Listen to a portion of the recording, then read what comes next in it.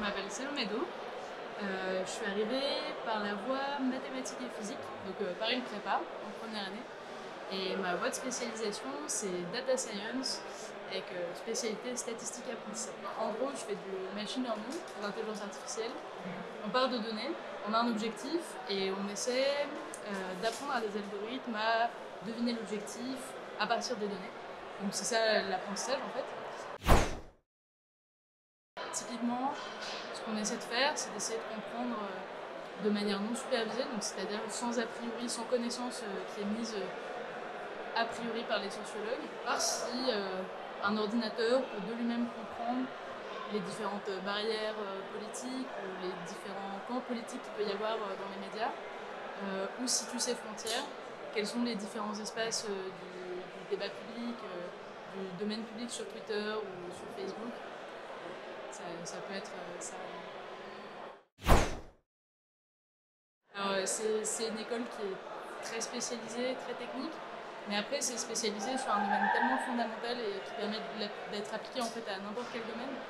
Donc ce qui est vraiment positif dans cette école, c'est que si on s'intéresse à l'écologie, on pourra toujours trouver une application en écologie. Si on s'intéresse à la finance, on peut faire de la finance.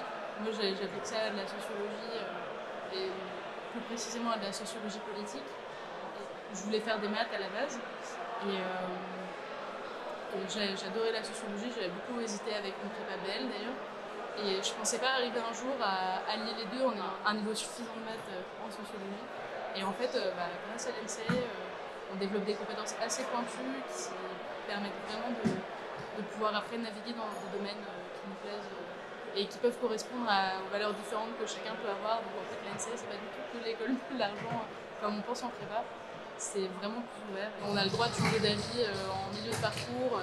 Enfin, moi, je suis entrée à l'ENSEE à la base parce que je pensais que la finance et l'économie m'intéresseraient. Et finalement, j'ai préféré continuer sur des maths, des stats et maintenant de la socio aussi.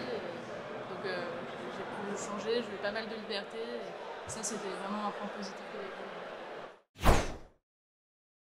Pour le coup, j'étais dans pas mal d'associations. J'étais au VDE, à la junior entreprise, j'étais présidente du club Unimuni. Et c'est une bonne vie associative.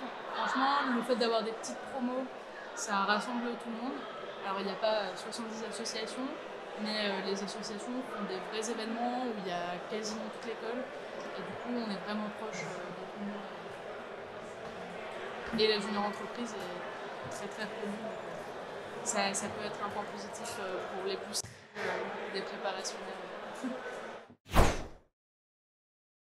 En fait, le classement de l'école ne va pas forcément déterminer exactement la valeur scientifique de l'école. Je pense que le mieux, si on a envie de continuer à avoir un très bon niveau scientifique, c'est quand même d'aller regarder un peu, d'essayer de chercher des polis ou de demander des polis, des cours à des anciens élèves ou des professeurs, ou parfois ils sont même sur internet.